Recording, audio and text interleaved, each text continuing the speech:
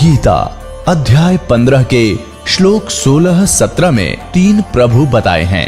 ये 3 प्रभु कौन हैं? किस प्रभु की शरण में जाने के पश्चात जन्म और मरण समाप्त हो सकता है? 3 प्रभुओं में सबसे उत्तम परमात्मा कौन है? कैसा है?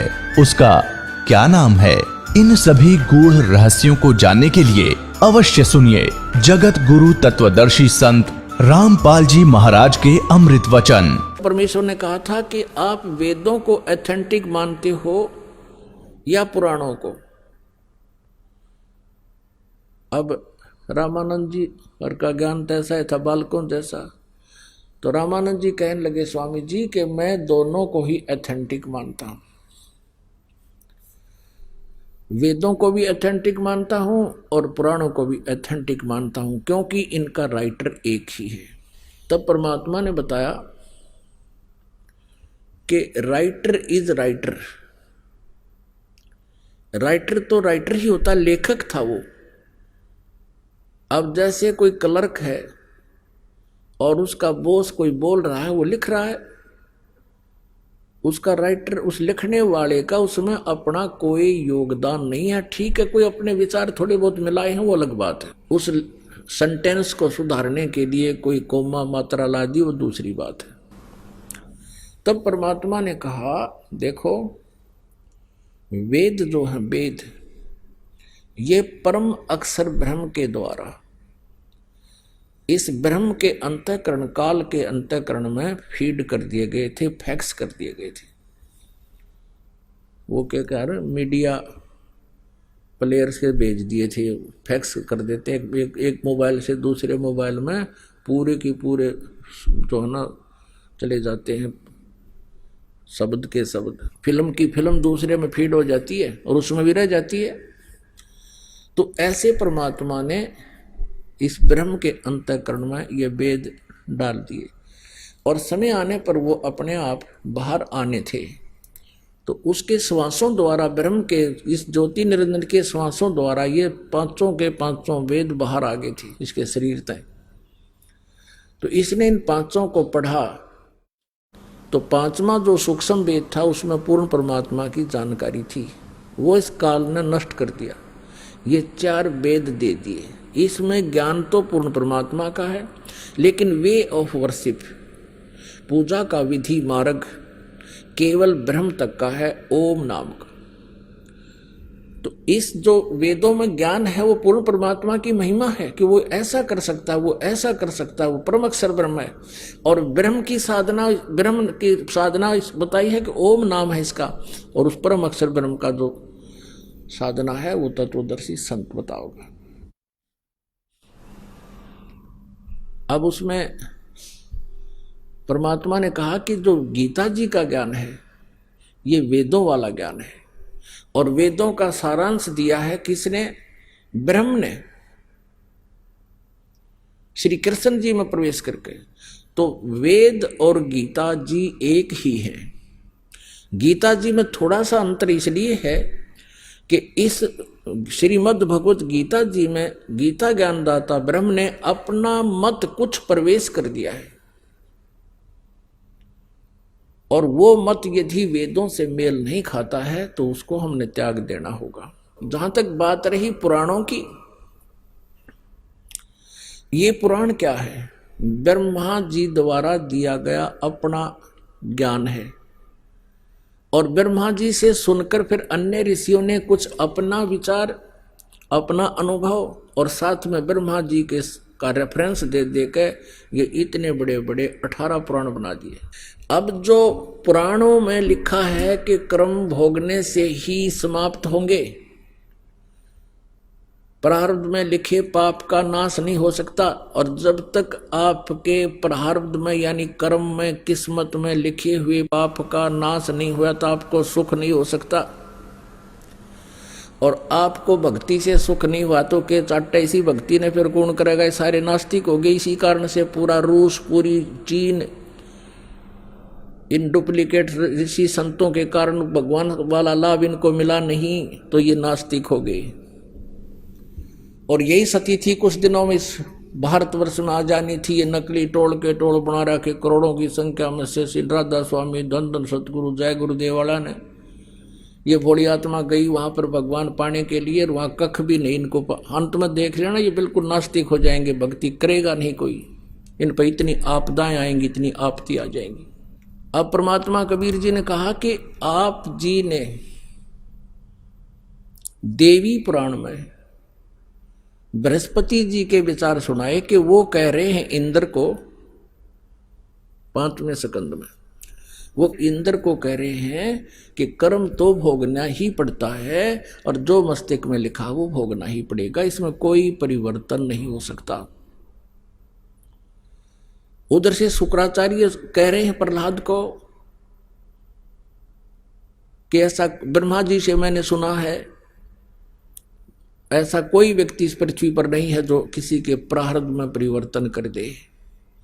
तो कबीर परमेश्वर जी ने कहा स्वामी रामानंद जी से कि ये विचार हैं किसी व्यक्ति विशेष के, एक ऋषि महर्षि के और ब्रह्मा जी के, ये भगवान के विचार नहीं है। पुराणों में और वेदों में भगवान का आदेश है। यजुर्वेद अध्याय नंबर 8 के मंत्र नंबर 13 में स्पष्ट किया है परमात्मा घोर पाप का विनाश कर सकता है। यदि आप दोनों को सही मानते हो तो ये तो कंट्राडिक्टरी बात होगी।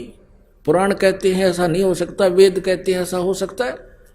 तो वेद एथेंटिक है, विधान है, वो परमात्मा का दिया हुआ आदेश विधान है, और पुराण एक ऋषि महर्षि संत और यहाँ के इन अल्पज्य भगवानों का ज्ञान है। तो पुराणों में जो वेदों से नहीं मेल खाता जो ज्ञान वो व्यर्थ है, वो व्यक्ति विशेष का अपना सोच है। तो इसलिए हमने वेदों को ही फाइनल मानना होगा। अब इस तर्क के सामने स्वामी रामानंद जी के को कोई जवाब नहीं था।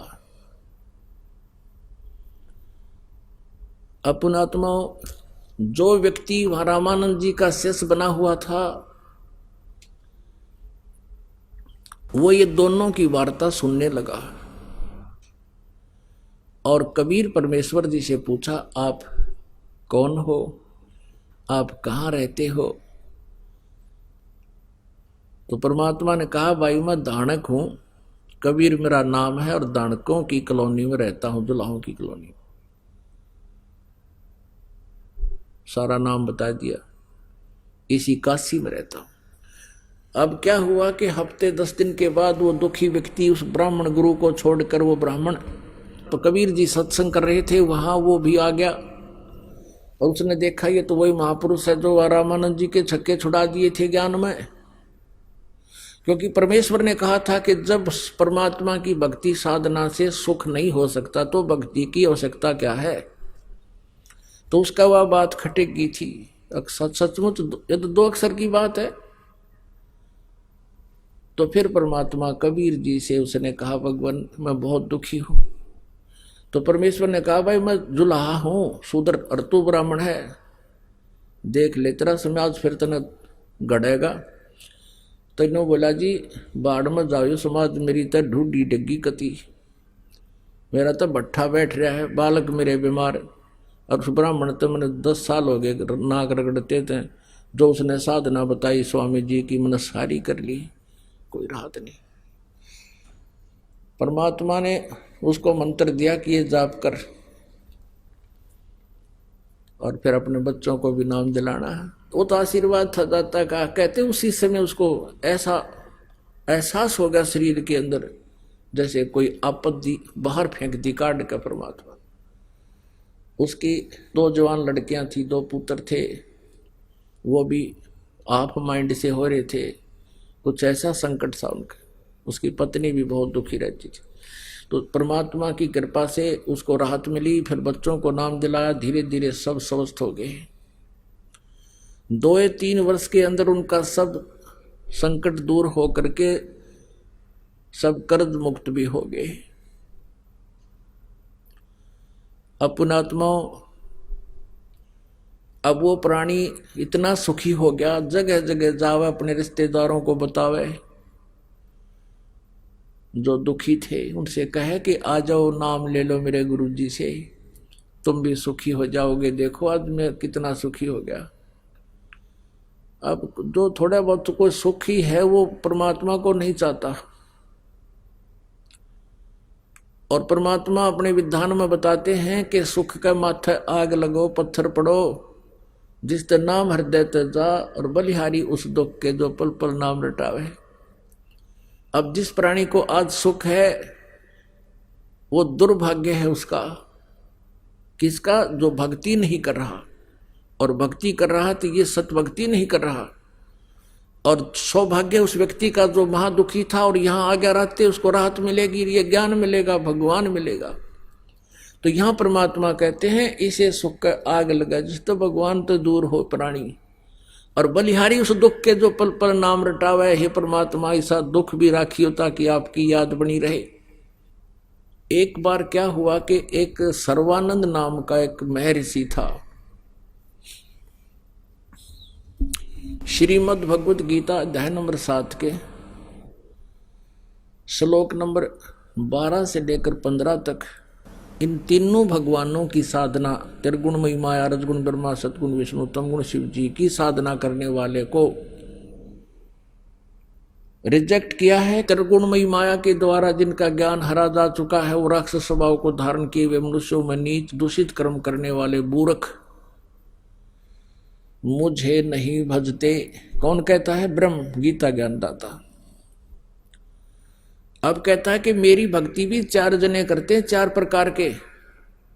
एक आरत, गीता जी अध्याय नंबर 7 के श्लोक 16 से लेकर 18 तक बताया है। एक आरत, दूसरा अर्थार्थी, और तीसरा जिज्ञासु, चौथा ज्ञानी। फिर उन्होंने क्या कहा है कि आरत तो वो होता है जिसके ऊपर कोई आपत्ति आ जाती है, और वो उस संकट के निवारण के लिए वेदों के मंत्रों से ही अपनी क्रियाएं करता है। वो कोई और सहारा नहीं लेता, जैसे जय गणेश देवा, माता थारी पार्वती, ये इस तरह के कथाएं, ये गीत नहीं गाता वो केवल वेदों के मंत्रों से ही अपना समाधान चाहता है। और ऐसी अर्थार्थी धन के लाभ प्राप्त करने वाला भी वेदों के मंत्रों से ही अपनी क्रियाएं करता है, अन्य कोई किसी की बनाई हुई कविताओं का सहयोग नहीं लेता। तो वो मेरा पुजारी है, ब्रह्म पुजारी है। और तीसरा वो होता है जिज्ञासु। जिज्ञासु क्या होता है कि जैसे परमात्मा की तरफ में कोई पुण्यात्मा घर से चलता है, साधु संतों से मिलता है, तो वो उनसे ज्ञान ग्रहण कर लेता है। 2 से 4 से 10 से 5 से 20 से उसने जो भी खचड़ा ज्ञान प्राप्त होता है वो अपने अंतःकरण में ठोक के और फिर वक्ता बन जाता है। तो इसको भी गीता ज्ञानदाता ने रिजेक्ट किया है कि ये 3 मुझे पसंद नहीं है। चौथा जो ज्ञानी है वो मुझे पसंद है और उसको मैं पसंद हूं, वो मुझे अच्छा लगता है। अब हम यहाँ जिज्ञासु के ऊपर आते हैं। जिज्ञासु एक सर्वानंद नाम के, जैसे ये महर्षि दानंद जो नकली इस कलयुग का महर्षि दानंद, ये जिज्ञासु था। इतनी तरफ थी इस पुण्यात्मा को, पिछले जन्म की भूख थी भगवान की, घर भी छोड़ गया। आगे इसने इसे कर्म ठोक मिल गए, वह संत ऋषि वो दंडी स्वामी, इसमें सारा गोबर ठोक दिया और उस गंध ने यू प्राप्त करके वक्ता बन गया जिज्ञासु। इसने फिर सत्यार प्रकाश में ठोक दिया जो का तो वो अज्ञान, वो अभी तक भोली आत्मा ने सिर पर धरे फिरे थी। तो ऐसे ही एक सर्वानंद नाम का जिज्ञासु था, फिर विद्वान बन गया। उसने अपने समय में आसपास के सभी ब्राह्मणों को, विद्वानों को पराजित कर दिया। शास्त्रार्थ में 4 वेद, 18 पुराण और उपनिषद, ये 11 उपनिषद और श्रीमद् भगवत गीता, श्री सुधा सागर, यानी सभी सदग्रंथों को एक बैल के ऊपर गधे जैसा बोरा डाल के थैला उसके वहाँ रखा करता, ऊपर सुंदर कपड़े शुद्धता से रखता था। और कोई भी उसके साथ वार्तालाप शास्त्रार्थ करता था तुरंत उठा उठा कर दिखा देते थे, वो चेले पकड़ा देते, वो अध्याय और पृष्ठ सुना देता, देखो इसके ऊपर ऐसा लिखा, निकाल कर देख लो। यानी उसने काशी के सभी विद्वानों को पराजित कर दिया। उसकी माता जो थी उसका नाम था शारदा रानी पंडितानी। वो इतनी दुखी थी, उसका कोई प्रारब्ध का कर्म दंड था उसके ऊपर, तो उसने अपने बच्चे से भी कहा, बेटा मेरा कोई समाधान बताओ, तो बड़ा विद्वान पुरुष है।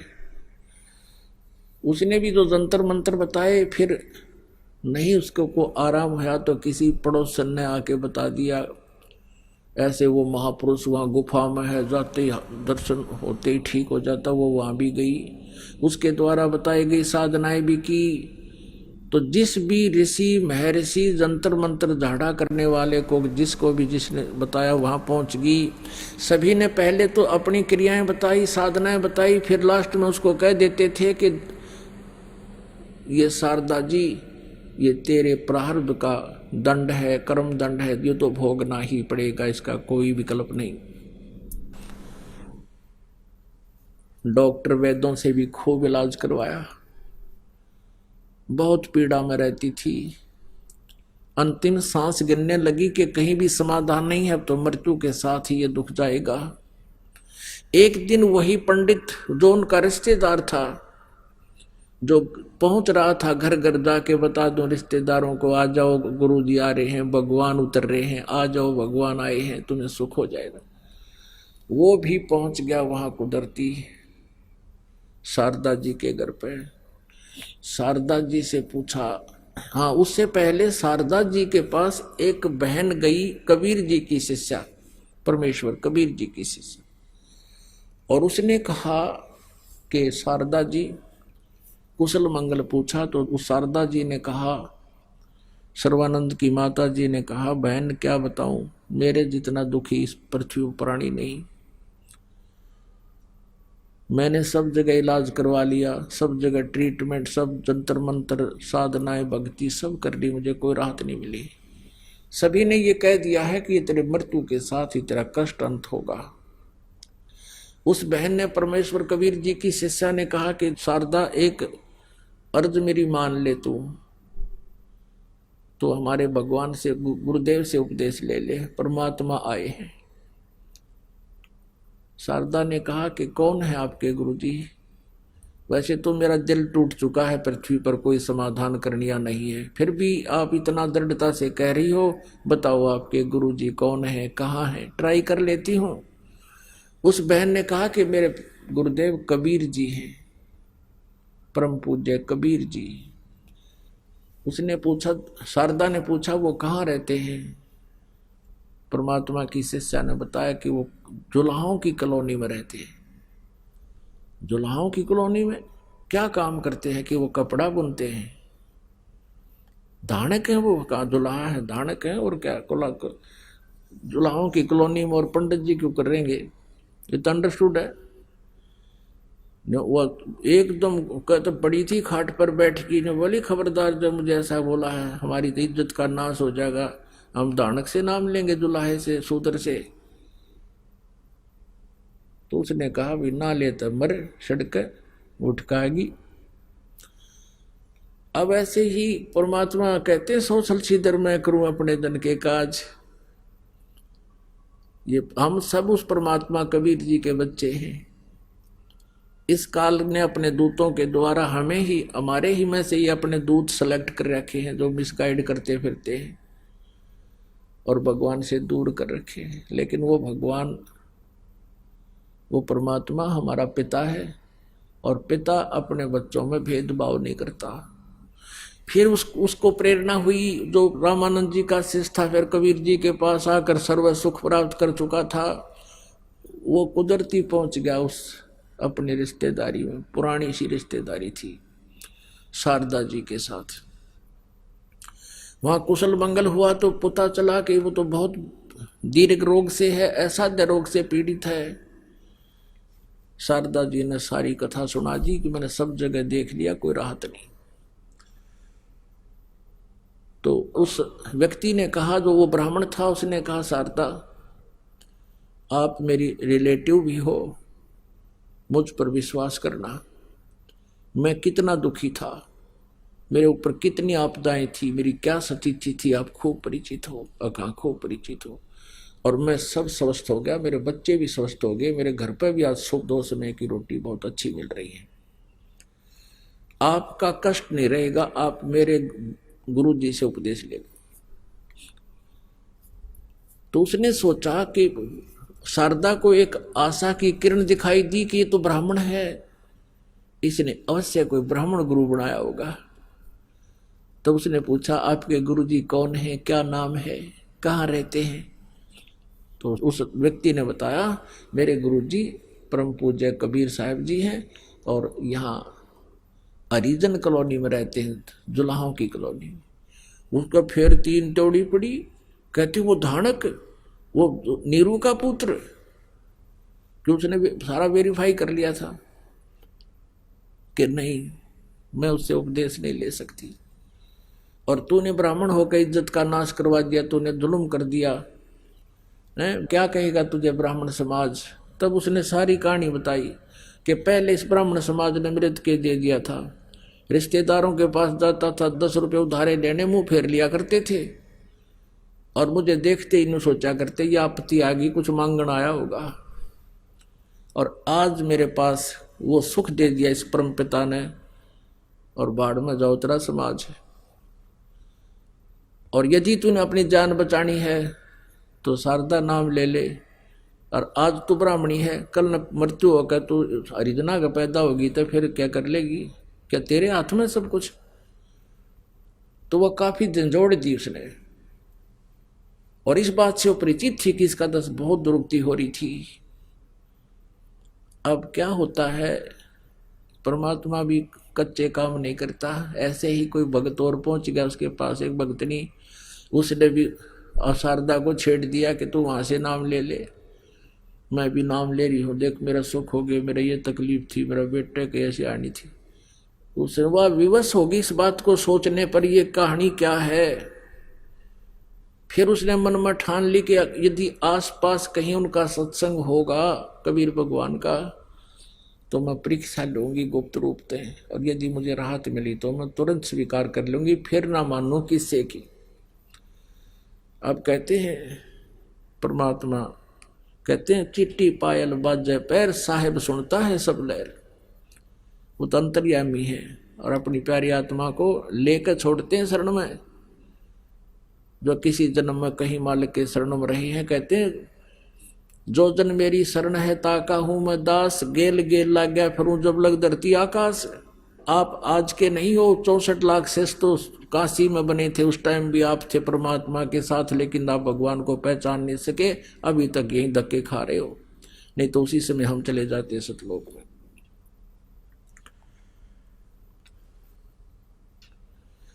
अब कहते हैं उस मालिक ने क्या किया, परमेश्वर ने आसपास ही कोई सत्संग रख दिया किसी गरीब के घर पे। शारदा के पास संदेशा गया कि यहाँ हमारे गुरुजी आए हैं, कबीर नाम है उनका, आप भी सत्संग सुनने आना। बहन ने न्योता दिया करा आपस में घरों में। अब उसने सोचा, उसने ठान लिया शारदा जी ने कि आज मैं जाऊंगी एक विशेष वेशभूषा बना के और परीक्षा करूंगी। तो उसने क्या, शाम के समय परमात्मा बैठे सामने आसन पर, छोटा सा आंगन था, जोत जला रखी देसी घी की। उस समय दीपक का काम भी और हवन का काम भी जोत ही करती थी। अब शारदा ने क्या करा, ऊपर का घूंघट काट लिया, कपड़ा जो है ना घूंघट काट के, और चली गई कि मेरे आशीर्वाद से आराम हो गया तो मैं गुरु बनाऊंगी ना, कतई नहीं बनाऊं। अब हम इतने कर्महीन हैं। देखो अब क्या हुआ कि भगतजन आ रहे हैं, परमात्मा को प्रणाम कर रहे हैं, आशीर्वाद लेकर अपना अपना स्थान ग्रहण कर रहे हैं। अब टमटमाता प्रकाश था, मुंह पर घूंघट काट के आई सर्वानंद की माँ शारदा जी, और आके नू मत्था टेक्या। परमात्मा ने सिर पर हाथ रखा। सिर पे हाथ रखते ही उसका सारा जो रोग था छू मंतर हो गया। और परमेश्वर बोले कि हे सर्वानंद की माँ, आज दानक के पास कैसे आएगी तू? क्या कहेगा तुझे तेरा ब्राह्मण समाज? अब उसने तो वो अड्डा पर्दा फेंक दिया जब कि मैं घूंघट काट रही, कभी आज तक देखी नहीं इसने महापुरुष ने, और आज मेरे हाथ स्पर्श करते ही सिर पे और मैं स्वस्थ होगी। चरण पकड़ दिए और कहा भगवान आपने मैं निहाल कर दी, मेरा वो दुख किसी से भी निवारण नहीं हुआ था, आपके आशीर्वाद से मैं स्वस्थ होगी, आप सचमुच भगवान आए हो। तो परमात्मा ने कहा कि ये तो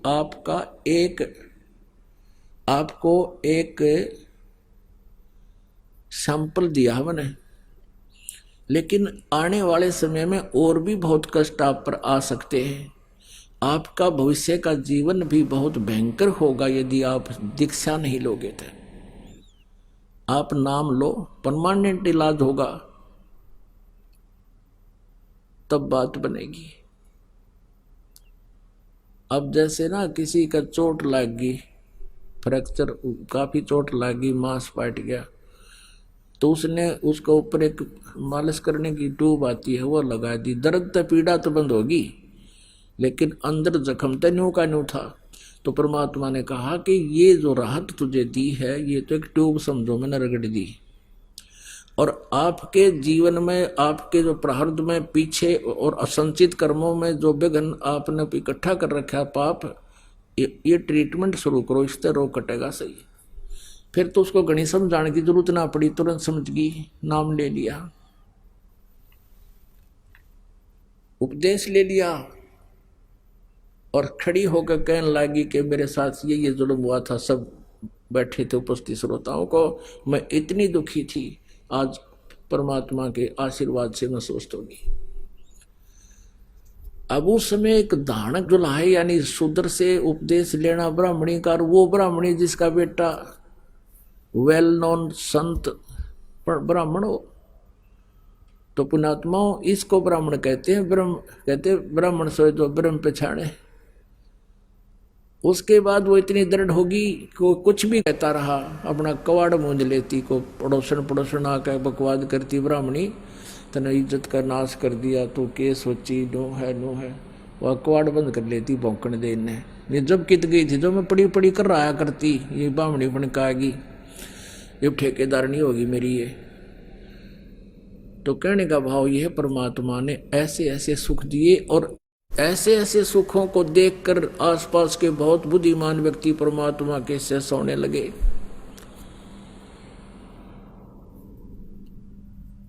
अब जैसे आप जी को कल परसों कथा सुनाई थी, परमेश्वर कबीर जी हिंदू और मुसलमानों दोनों को समझा करते थे कि तुम अपने अपने सदग्रंथों से भी, अपने इतिहास से भी परिचित नहीं हो और अध्यात्म ज्ञान से बहुत दूर हो, जिस कारण से तुम आपस में भी झगड़ते रहते हो, भगवान का लाभ प्राप्त नहीं कर रहे। तो इससे दुख मानकर काजियों ने सिकंदर लोधी से शिकायत की थी। एक गऊ को कत्ल कर दिया था जब गर्भवती थी, 4 टुकड़े हो गए थे माँ बेटिया के,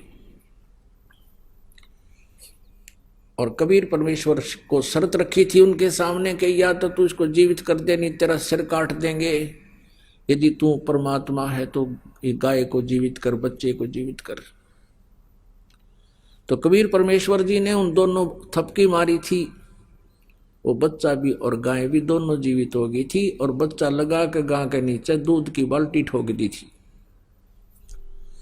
इस तरह की बहुत सी लीलाएं देखकर वहां उपस्थित श्रोता कई हजारों की संख्या में कबीर जी के शिष्य हुए थे। एक शेख तकी नाम का धार्मिक गुरु था सिकंदर लोधी, दिल्ली के बादशाह का, उसको ईर्षा होगी कि तेरे नंबर कट गए,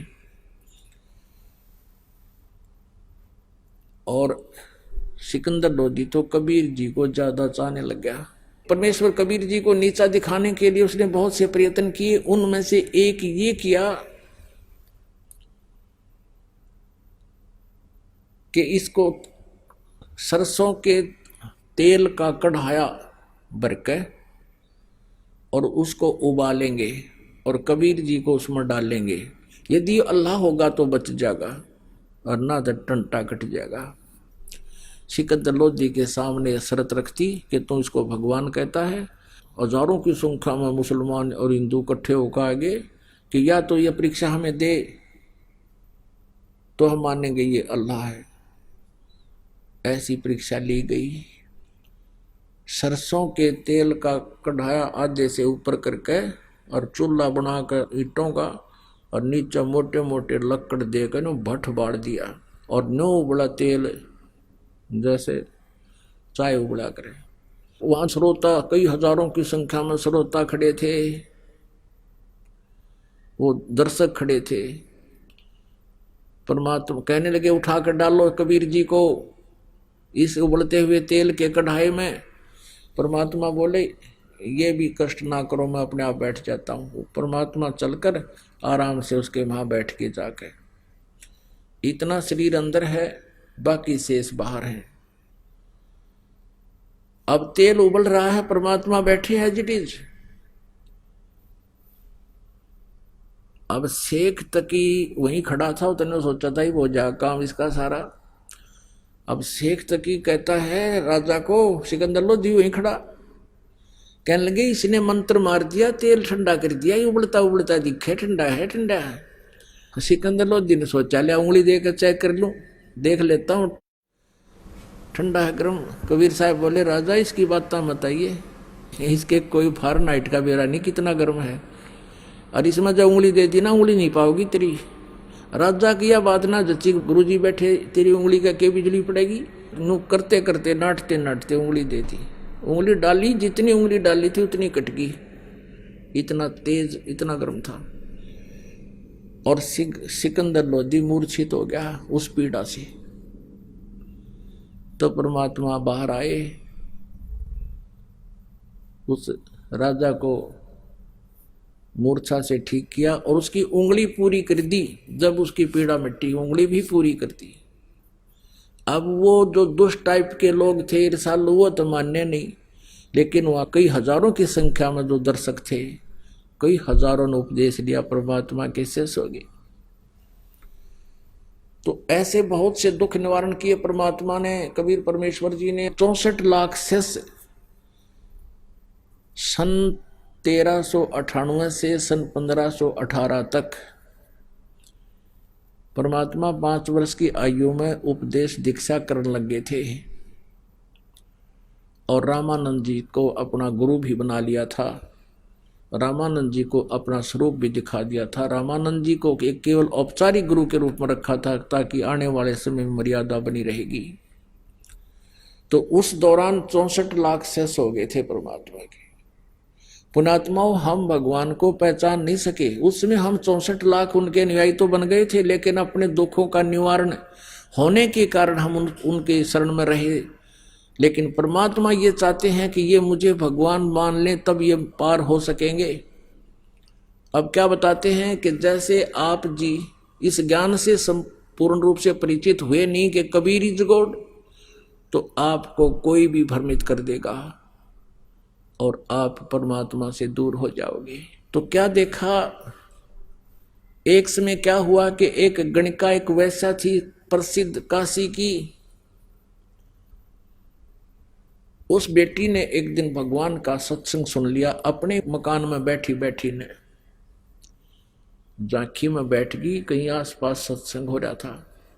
रात का सत्संग आवाज दूर तक जाती है। अब उसने अपने कुकर्मों का पता चला कि तेने तो बहुत जुल्म कर दिए, मनुष्य जीवन मिला किस लिए था, भगवान की वाणी वचन से उसके कानों में पड़ रहे थे। उसको तो सुबह करना मुश्किल हो गया, और परमात्मा का जहां अगला सत्संग था उसमें पहुंच गई। वहां जाकर कहा, परमात्मा क्या मेरा उद्धार हो सकता है? कबीर साहब ने कहा, हाँ बेटी, कितना ही कोई पापी क्यों ना हो, उद्धार हो सकता है कि भगवान मैं वैसा हूं और ऐसे ऐसे पाप किए। परमात्मा बोले, बेटी कोई बात नहीं, आप भक्ति करो। कहते हैं जैसे कहते हैं एक लोहा पूजा में राखत, एक घर बधिक पड़ो, और पारस गुण अवगुण नहीं देखत, करत है कंचन खरो। एक तो लोहा का छुरी बना रखी है कसाई के घर में जो बकरे काटे है, और एक लोहा पूजा में रखी जाती है, मूर्ति बना रखी है भगवान की। इन दोनों ही लोहे को अगर पारस के पास रख दिया जाए, स्पर्श कर दिया जाए, तो दोनों का सोना बना देता है। उसने तो लोहा देखना है, उसने ये नहीं देखना इसने केक रखा है। तो बेटी आप भक्ति करो, ठीक हो जाओ। उस लड़की को तो ज्यादा लगन लगी, ज्यादा से ज्यादा भगवान के चरणों में रहने लगी, ज्यादा सत्संग सुनने आने लगी, कुबद त्याग दी। अब जो भक्त पहले महादुखी थे और उनको हो गया सुख परमात्मा के चरणों में, 10-10, 5-5 वर्ष हो गए थे, किसी ने 15 वर्ष हो गए थे। तो जब ये प्राणी सुखी हो जाता है तो फिर अपनी सोच से चलता है, भगवान वाली छोड़ देता है। जहाँ सत्संग होता था वहाँ वैश्या आती थी वो लड़की, और वहाँ भगत जन लगे आपस में फुसर करने, भैया तो बात बिगड़गी, बदनाम हो जावांगे, गुरुजी भी बदनाम हो जाएंगे, या ऐसी नकली लड़की यहाँ आने लगी, ये गलत हो गया भाई, क्या कहेगी दुनिया। और उस लड़की को भी धमकाने लग गया कि यहाँ मत अगर तुम बेइज्जती करावेगी, ये है वो है।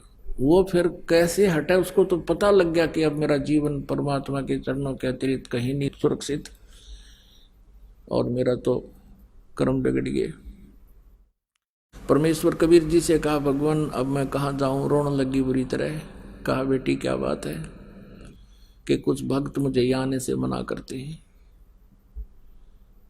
कहते हैं तू बदनाम औरत है, गुरुजी को बदनाम करेगी, ये करेगी।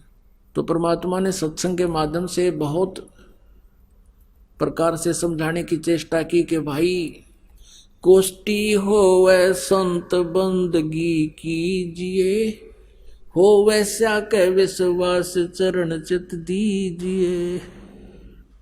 यदि कोई भक्त का कोड भी लाग रहा हो या कोई और महाकष्ट हो, उसे नफरत ना करना, क्योंकि वो भक्त है। और इसी प्रकार यदि वैश्या को भी भगवान का विश्वास है, वो भक्ति करने लगी है, तो उसको भी आदर की दृष्टि से देखना, उसे नफरत ना करना। बहुत से उदाहरण भी दिए, लेकिन हम ढीठ हो जाते हैं, अपनी बुद्धि को ऊपर ही रखते हैं। और यही कारण था कि हम सुखी होने के कारण परमात्मा के शिष्य बन गए, हमने उस भगवान को पहचाना नहीं। फिर परमात्मा ने पता चला कि ये देख लेता हूं, ये 64 लाख का टोल इकट्ठा हो गया, इनको मुझ पर विश्वास भी है, या वैसे ही ये झुंड का झुंड इकट्ठा हो गया, क्या ये मुझे भगवान भी मानते हैं या केवल अपने सुख प्राप्ति के लिए ही मेरे साथ घूम रहे हैं। और जब तक कहते हैं गुरु मानुष कर जानते, ते नर कहिए अंधे, ओवे दुखी संसार में आगे यम के फंदे। अब वो परमात्मा क्या करते, उस लड़की के घर पर चले जाते, अगले बेटी यहां तो कोई मना ना करेगा तुझे, और वहां बैठ जाते आंगन में, चारपाई पर बैठ जाते, लड़की जमीन पर बैठ जाती, उसके दोनों गोडों पर पैर रख लेते परमात्मा, और गेट सामने वाला खुला छोड़ देते जो गली वाला था, और वो लड़की पैर दबाती, परमात्मा चारपाई पर बैठ जाते। अब वहां आस पास के व्यक्ति जाकर उनके चेला ने बताते कि देखो सारे गुरु वैश्या के घर बैठे हैं, देखो किस अतिथि में। वो चेलों को देखा जाकि वो लागे, फिर और ज्यादा ही फुसर होने लगी, भाई बात तो बिगड़ेगी या क्या होगी, कैसा हो गया। फिर परमात्मा कबीर जी ने सोचा कि ला एक कब सुर सुर सुर कहला सुसरी कह दूं। उन्होंने एक हाथी किराए पर ले लिया, और अपना एक साथी था उनका शिष्य रविदास जी, वो ज्यादातर इकट्ठे रहते थे। रविदास जी को परमात्मा पर ज्यादा विश्वास था। एक हाथी लिया किराए पर, और उस लड़की से कहा, बेटी तू मेरे साथ पूरे श्रृंगार करके और कल मेरे साथ आना, मेरे साथ चलना तूने। वो लड़की कहने लगी, पिताजी जैसे आप आज्ञा दोगे, ये आपका, आप ही की बेटी, आप ही का शरीर है। रविदास जी से कहा कि तू मेरा ड्राइवर बन जाना, और चलो कल सैर सपट्टा करते हैं। एक बोतल में, एक बोतल में गंगा जल भर लिया सफेद, और हाथी पर बीच में तो बैठ गए कबीर जी, पाछे बिठा ली वह लड़की वैसा जो सुप्रसिद्ध थी, सब जाने थे लोग काशी के, और आगे रविदास जी ड्राइवर हो गए हाथी के, और लड़की के ऐसे कंधे पे हाथ रख के और वो गंगा जल पीवा, नो जैसे शराब पिया करता आदमी, और नो झूठ रे परमात्मा, और हाथी स्टार्ट कर दिया, मेन बाजार में काट दिया। अब जो सा भी देख यो कौन है, जुल्म कर दिए, बस हरियाम वैश्यावर्ती शुरू होगी, कौन है यो काशी वा, वो कबीर है दानक दुल्हा। और वो जो चेले थे वो बाजार में भी बहुत गणे थे, उनको बुलाओ, उनके दूसरे दुकानदार कि आजा दिखाऊंगा तुम्हारे गुरुजी के करतूत। अब वो देखे चेला, लो का मत एक दिन गया था बस, मैं कभी नहीं जाया करता। दूसरे को लाए बुला के नहीं, बोला मुझे तो रघुवीर ले गया था एक दिन, मैं तो को नहीं वहां नहीं जाता था, छोड़ रखा मैंने।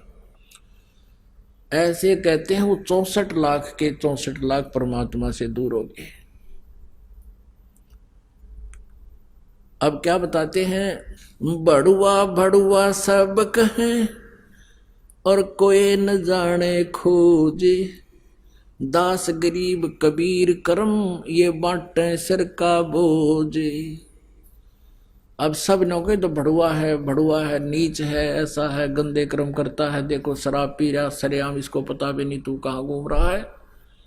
गरीबदास जी कहते हैं वो मूर्ख लोग तो भड़ुआ कह रहे हैं, लेकिन परमात्मा अपने सिर का वजन तार रहे हैं कि 64 लाख का जो वजन रख लिया, और इनमें यदि शेष है तो गुरु जी में कभी अविश्वास नहीं हो सकता, और वही पार हो सकते हैं। तो इस प्रकार वो 64 लाख के 64 लाख शेष परमात्मा से दूर हो गए। उनमें से 2 अर्जुन और सरजुन नाम के थे, वो बाहर गए हुए थे उस समय जो परमात्मा ने लीला की, वो वापस आए। शिष्यों ने कहा भाई गुरु जी ने तो सारा काम बिगाड़ दिया, भाई गुरु जी तो शराब पीने लग गए और ऐसे ऐसे सारी कहानी बताई। तो वो कहने लगे, रे तुम्हारी जबान कट जाएगी, ऐसा मत बोलो, हम जानते हैं उनको, तुम समझे नहीं हो। अब 1 2 20 30 50 100 1000 लाख आदमी एक बात कहे, कह रहे तो हम सच्ची कहे, हमने अच्छा देखा, तो उनको वो भी डगमग हो गए। कहने लगे तू देख लिया श्याम ने, उस वैश्या के घर बैठे पाऊंगी। वो दोनों शाम को गए तो परमात्मा ने उनकी भी वो रह रहे थे पिछोड़ मारनी, वही पोजीशन उस दिन बना ली, बेटी सामने बैठी। तब अर्जुन सरदन भी नो कहने लगे गुरु जी यहाँ ना बैठा करो तुम, ये तो एक बदनाम औरत का घर है। तब परमात्मा ने कहा अर्जुन सरदन तुम मेरे शिष्य नहीं मेरे गुरु बन गए, क्यों मुझे सलाह देने लगे, भाग जाओ यहाँ से। सतगुरु यहाँ ना बैठियो ये द्वारा है नीच, अर्जुन सरजुन ठा हरे सतगुरु की प्रतीत। ऊंच नीच में हम रहें ये हाड चाम की दे, अर्जुन सरजुन समझियो तुम करियो शब्द सने। अरे बोले आदमी हम तो सब जगह व्यापक हैं, हमें पता है ये क्या सांग है, ये हमारा बना हुआ हाड और मांस है, तुम अपनी भक्ति कर दो, नाम दे रखा कल्याण करवा लो चुप करके। फिर उनके बात समझ में आ गई तुमने तो गलत कर दिया, फिर चरण पकड़ लिए प्रभु हमें क्षमा कर दो। परमात्मा बोले बेटा अब तुम्हारे अंदर वो बात नहीं रह सकती जो पहले थी, तुम्हें दोष आ चुका है और ये दोष नहीं आना चाहिए। अब तुम मुझसे दोबारा उपदेश भी ले लोगे तुम पार नहीं हो सकते। तो इस बात से वह बहुत दुखी हो गए, हे भगवान फिर पता नहीं कब मनुष्य जीवन मिलेगा। बुरी तरह रोने लगे, न टक्कर मारने लगे मालिक के चरणों में जमीन पर कि हमारा क्या होगा, फिर ना जाने कब जन्म होगा, कब आप जैसे महापुरुष मिलेंगे। तब परमात्मा ने कहा जब वो छक कर दुखी हो लिए सच्ची आत्मा से माफी मांगने लगे, तो कहने लगे भाई इसी जन्म में तुम्हारा कल्याण कर दूंगा, लेकिन मैं फिर कभी फिर आऊँगा दोबारा, और फिर मैं अपने किसी हंस को उपदेश देकर जाऊँगा, उससे तुम नाम लेना जब कल्याण होगा। तो गरीबदास साहिब जी को मिले परमात्मा, कबीर जी उनको उपदेश दिया, अपनी महिमा से परिचित कराया और उनको नाम देने का आदेश दिया। उनसे उपदेश लेकर फिर अर्जुन सर्जुन का कल्याण हुआ और बाकी 64 लाख परमात्मा से विमुख हो गए थे, लेकिन वो चार्ज कर गए थे आपकी बैटरी उस समय। उसी से आपको अब मनुष्य जीवन मिलता हुआ आ रहा है। आज फिर आपको ढूंढ रहे हैं और आप परमात्मा को पहचान रहे हो। आपका अब कल्याण होगा। अब उन फाउल पॉइंटों को जो पहले हम गलतियां कर चुके हैं, अब याद रखना, अब वो भूल फिर ना पड़े। वो परमात्मा ने इसीलिए किया था कि जब पीक टाइम आऊगा कदे वो उस टाइम मारना खा जाएंगे नालायक। तो अब वो आ गया भाई सुप्रीम टाइम भगवान की भक्ति का। तो इसमें परमात्मा को समझो, पहचानो और कल्याण कराओ। बोलो सतगुरुदेव। आइए अब हम उन श्रद्धालुओं के अनुभव जानते हैं जो जगत गुरु तत्वदर्शी संत रामपाल जी महाराज जी से दीक्षा प्राप्त कर चुके हैं तथा उनके द्वारा बताए गए भक्ति मार्ग पर चल रहे हैं। सर नमस्कार। नमस्कार जी। सर क्या नाम है आप? मेरा नाम अनूप रावत है। अनूप जी कहाँ से आए हैं आप? मैं सल्ट अल्मोड़ा उत्तराखंड से आया हूँ जी। सर संत रामपाल जी महाराज से कब जुड़े आप? संत रामपाल जी महाराज जी से दास ने 2004 में दीक्षा ली थी। सर संत रामपाल जी महाराज से नाम दीक्षा लेने से पहले आप क्या भक्ति साधना करते थे? मैं जी कोई भक्ति उक्ति नहीं करता था। जो मेरे मम्मी पापा करते थे मैं बोलता था सब ये ढोंग है, और मैं तो शुरू से ही बचपन से ढूंढता था कि कुछ और है मामला, लेकिन मुझे पता नहीं था क्या है। सर संत रामपाल जी महाराज की शरण में कैसे आए? मैं दिल्ली में नौकरी करता था, तो विन केबल पे परमात्मा मतलब संत रामपाल जी महाराज जी का सत्संग आता था 2-2.5 घंटे, 5 बजे से 7 बजे 7:30 बजे तक आता था। मैंने वो सत्संग देखा। उससे पहले भी मैं कई और गुरुओं के सत्संग देखता रहता था, लेकिन वो उनको देखा मैंने कि वो नाटक जैसे कर रहे हैं, कोई अपनी वाणी का दिखा रहा है, कोई ड्रामा कर रहा है, कोई कुछ कर रहा है। लेकिन संत रामपाल जी महाराज जी का जो सत्संग आता था उसमें संत रामपाल जी महाराज वेदों को, गीता को और पुराणों को दिखाते थे कि ऐसा ऐसा है और इसमें इस भक्ति, उस परमात्मा की भक्ति करनी चाहिए थी।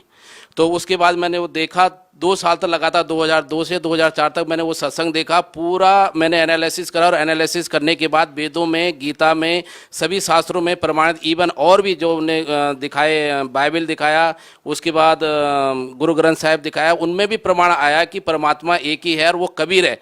तो फिर मैंने डिसाइडेड करा कि ठीक है, मुझे उनको गुरु बनाना चाहिए, और मैं उनके पास रोहतक रोहता में गुरु बनाने के लिए चले गया। सर आज के दिन जो लोग भक्ति करते हैं वो किसी न किसी लाभ प्राप्त करने के लिए भक्ति करते हैं, जैसे आध्यात्मिक, भौतिक या मानसिक लाभ प्राप्त करने के लिए वो भक्ति करते हैं। तो सर आपने संत रामपाल जी महाराज से नाम दीक्षा क्यों ली? मैंने मोक्ष के लिए नाम लिया, और परमात्मा की दया से मैं थोड़ा बहुत रोजी रोटी तो कमा ही रहा था। दिल्ली में अपने परिवार का भरण पोषण करा था, लेकिन मैं मोक्ष के लिए मुझे वो लिया था क्योंकि थोड़ा मेरी संस्कृत सही थी। तो जितने भी हमारे आचार्य थे या शास्त्री थे जिनने हमें पढ़ाया था, उन्होंने बोला था कि मोक्ष सबसे बड़ी बात होती है। मनुष्य योनि का एक ही मकसद है, मोक्ष प्राप्त करना। सर संत रामपाल जी महाराज की शरण में जो भी जाता है उनको आध्यात्मिक, भौतिक और मानसिक लाभ, कोई न कोई लाभ तो जरूर होता है। सर आपको क्या लाभ मिले संत रामपाल जी महाराज की शरण में जाने के बाद? परमात्मा स्वरूप हमारे गुरुजी संत रामपाल जी महाराज जी से मुझे बहुत से लाभ हुए। सबसे पहले 2004 में जब मैंने मालिक से नाम उपदेश लिया तो मेरी गवर्नमेंट जॉब लगी। मैं स्वास्थ्य विभाग में उत्तराखंड में फार्मासिस्ट की पोस्ट पे आ गया, जबकि 13 साल से मैं ऐसे ही लटक रहा था। उसके बाद यहाँ पे नौकरी लगने के बाद परमात्मा की दया से परमात्मा ने मेरे को हल्द्वानी जैसी जगह में एक प्लॉट भी खरीदवाया। प्लॉट खरीदवाने के बाद मैंने उसमें आज 200 गज में अपना बहुत अच्छा परमात्मा ने मेरे को एक कोठी दे रखी है। ये मेरे को लाभ है। उसके बाद शारीरिक लाभ, मेरे को बहुत खांसी होती थी हर हमेशा, जब भी मौसम चेंज होता था मेरे नाक से नाक बहती रहती थी। और उसके बाद परमात्मा ने धीरे धीरे वो करके मैं जैसे साधना करता रहा तो वो भी मेरा ठीक हो गया। और उसके अलावा मैं बहुत से दारू पीता था, इतना दारू पीता था कि मेरे को किसी भी चीज़ का कोई कॉकटेल ही नहीं होता था। 2-3 टाइप अलग अलग टाइप के ब्रांड मिलाने के बाद भी कॉकटेल नहीं होता था, तो वो भी नहीं पीता था, वो भी छूट गया मेरा। उसके बाद में बीड़ी सिगरेट पीने का तो चेन स्मोकर था। एक डॉक्टर ने मेरे को बोला था कि तुम्हें अपने दांत से या बीड़ी सिगरेट से, तो इसलिए मेरे को वो भी फायदा रहा। उसके अलावा और भी कई आध्यात्मिक लाभ हुए, सांसारिक लाभ हुए और मानसिक लाभ हुए। मेरा मन आज के डेट में परमात्मा को संपूर्ण पाने के बाद बिल्कुल एकदम स्थिर हो गया है। सर जैसा कि देखा जाता है कि संत रामपाल जी महाराज से जो भी श्रद्धालु नाम दीक्षा लेता है उनको नशा मुक्त करने में संत रामपाल जी महाराज का विशेष योगदान होता है।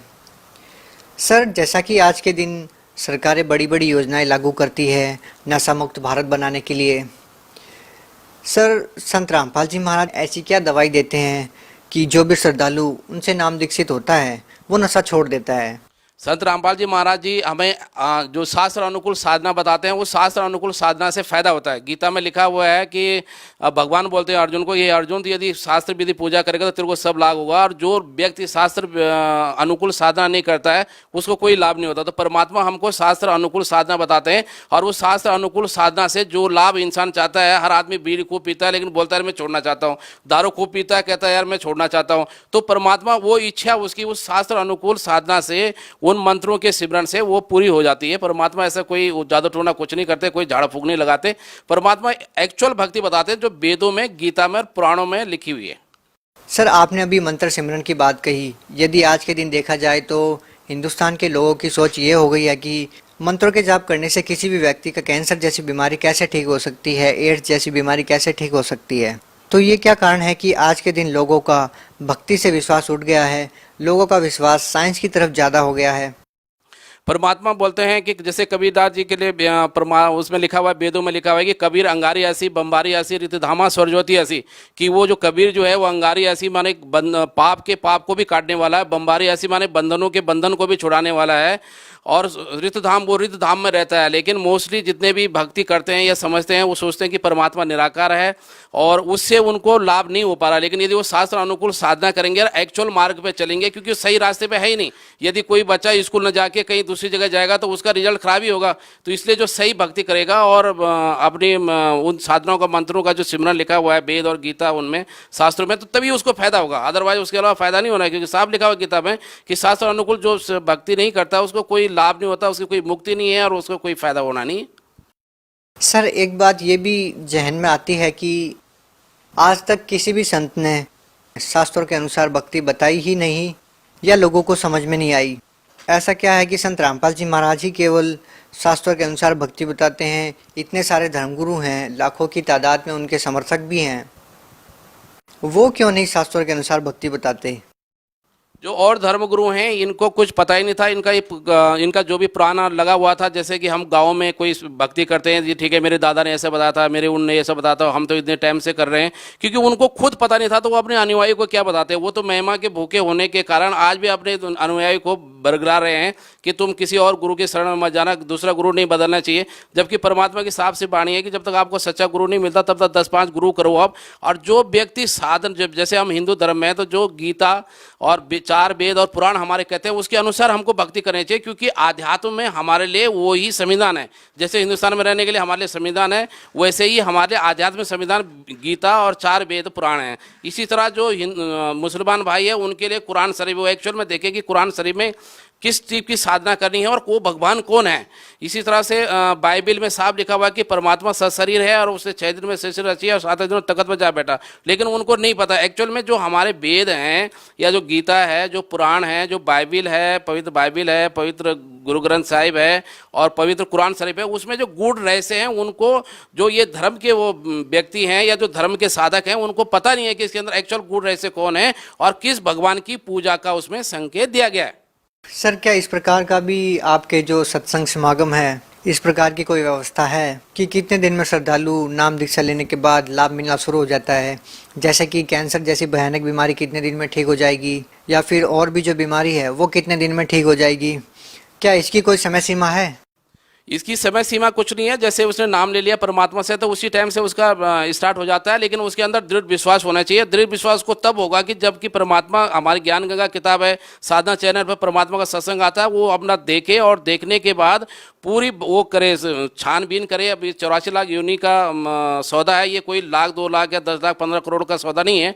84 लाख योनि का सौदा है, बहुत मुश्किल से मनुष्य जीवन मिलता है। वो देखे पूरा वेद में, पुराण में, कुरान में, जो हमारे ज्ञान गंगा किताब है उसको ले और पूरा एनालिसिस करके, जैसे इस दास ने 2 साल परमात्मा का पूरा सत्संग देखा, किताबें पढ़ी, अपनी गीता बाइबल से, पुराण से, कुरान इनसे मिलाया और मिलाने के बाद भक्ति में आया, तो उसको जब दृढ़ विश्वास हो जाएगा, जब वो साधना करेगा तो उसके अंदर शंका नहीं रहनी चाहिए। यदि उसके अंदर शंका नहीं है और तब वो संत रामपाल जी महाराज जी के बताए हुए शास्त्र अनुकूल साधना कराए तो उसको लाभ मिलना निश्चित है। सर, आप लोग क्यों प्रचार कर रहे हैं? आपका क्या स्वार्थ है? आप लोगों को क्यों समझा रहे हैं? ऐसा है कि ये हम काल के जाल में फंसे हुए हैं। गीता में परमात्मा ने सृष्टि रचना के बारे में बताया, हम काल के जाल में फंसे हैं। ये कभी हमें गधा, कभी कुत्ता, कभी घोड़ा, कभी सुअर बनाता है और कभी मनुष्य योनि देता है, वो परमात्मा की दया से। तो इसी तरह से हम अपने भाई उनको सब बताना चाहते हैं, क्योंकि हम सभी आत्माएं हैं और हम ये चाहते हैं कि सभी आत्माओं को यहाँ से कल्याण हो। जैसे हमको साधना, सही साधना मिल गई है, तो इसी तरह से हम उनको बताना चाहते हैं कि वो भी काल के जाल से, कल गधे, कुत्ते, सुंगर और इससे बनने से बचें और मोक्ष को प्राप्त करें। जैसे गीता के अध्याय नंबर 18 के श्लोक नंबर 66 में लिखा है कि सर्वधर्माम परित्याज माम एकम शरणम व्रज अहम त्वा सर्वपापे भ्याम मोक्षामि मा शुच। तो उस मोक्ष को प्राप्त करने के लिए कि वहां चल जाएंगे, फिर जन्म मृत्यु नहीं होगा और फिर हम गधे, कुत्ते, घोड़े यहाँ संसार में नहीं बनेंगे। गीता में साफ लिखा हुआ है कि तू उस परमात्मा की भक्ति कर जिसके शरण में जाने के बाद कि फिर यहाँ मनुष्य योनि में नहीं आना पड़ेगा, क्योंकि साधन के अनुसार हिसाब से आप भक्ति करेंगे तो तब आपको लाभ होगा। जैसे और नकली जो गुरु हैं उनका आप, जैसे गीता के अध्याय नंबर 15 के श्लोक नंबर 1 में बताया हुआ है कि ऊर्ध्व मूलम अध शाखम वाला जो श्लोक है कि ऊपर को मूल वाला, नीचे को शाखा वाला, जो वृक्ष को जड़ से लेके पत्ते तक बता देगा, वो तत्वदर्शी संत है।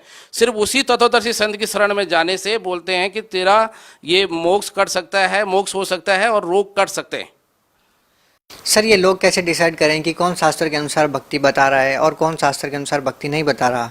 इसके लिए हमारे जितने भी धर्म ग्रंथ हैं, जैसे मान लीजिए हम हिंदू धर्म में, तो हमारे लिए 4 वेद और गीता इसके लिए प्रमाण है। जो पुराणों के अंदर जो गीता का ज्ञान है वो हमारे लिए प्रमाण है। जैसे हिंदू उसमें मुस्लिम धर्म में हमारे भाई लोग हैं तो उनके लिए पवित्र कुरान शरीफ में जो साफ लिखा है वो अपनी कुरान शरीफ को एक बार फिर से पढ़ें कि किस भगवान कौन है, किधर को इशारा है। उसके बाद हमारे सिख भाई जो हैं वो अपने पवित्र गुरु ग्रंथ साहिब को पढ़ें कि उसमें गुरु नानक जी ने किस परमात्मा की तरफ को संकेत किया कि वो परमात्मा कौन है। उसके बाद ऐसे ही बाइबल में वो समझें कि वो परमात्मा कौन है और कैसे आता है और कैसे उसके लक्षण होते हैं। तो उस लक्षण से उसमें साफ बताया तो उससे उसको परमात्मा मिल सकता है। ये आडंबर से या मनमुखी साधना से या जो लोक वेद के हिसाब से ऐसा कुछ नहीं होगा। देखा देखी से, शास्त्र के प्रमाण से ही वो आगे अपनी मुक्ति पा सकता है। सर, भगत समाज को क्या संदेश देना चाहेंगे? ये दास भगत समाज को ये देना चाहता है कि भव नाम जन्माना मानते ज्ञानवान माम परपते वासुदेव सर्वमति सहमात्मा सुदुर्लभे। इसमें गीता में साफ कहा है कि बहुत बहुत जन्मों के अंत में मनुष्य जन्म मिलता है और उसके बाद भी मेरे जो ज्ञानी आत्मा होता है, जो कि ज्ञान को समझता है या कलेक्ट करता है पूरे अपने जीवन के लिए कि कैसे मोक्ष होगा, ज्ञानी आत्मा मुझे जानता है कि मैं कौन हूँ। और वासुदेव सर्वमति सहमात्मा सुदुर्लभे कि वो सच्चिदानंद घन ब्रह्म ही सब कुछ है, जिसने जो कि देवों के ऊपर भी देव है, यानी वासुदेव है, देवों के भी ऊपर देव है।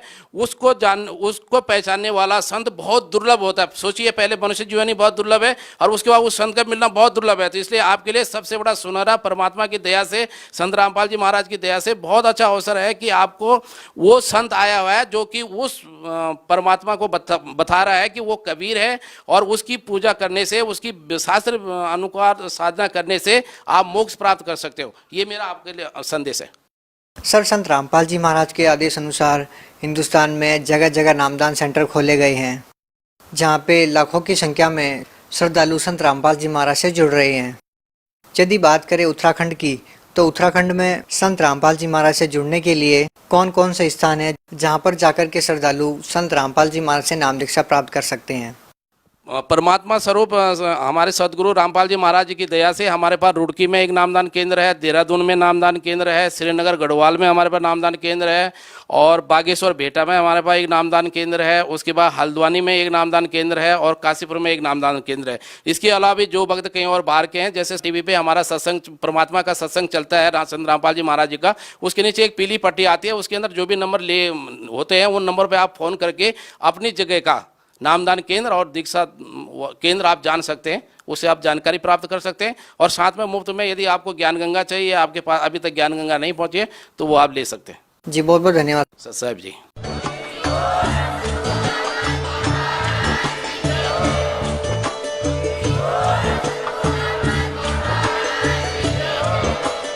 आप सुन रहे थे जगत गुरु तत्वदर्शी संत रामपाल जी महाराज जी के मंगल प्रवचन। अधिक जानकारी के लिए विजिट कीजिए हमारी वेबसाइट www.jagatgururampalji.org। संत रामपाल जी महाराज जी के शुभ आशीर्वाद से पूरे विश्व भर में 500 से भी ज्यादा नाम दीक्षा केंद्र हैं, जिन पर संत रामपाल जी महाराज जी द्वारा ऑनलाइन निशुल्क नाम दीक्षा दी जा रही है। अपने नजदीकी नाम दीक्षा केंद्र का पता करने के लिए संपर्क करें 8222 880541।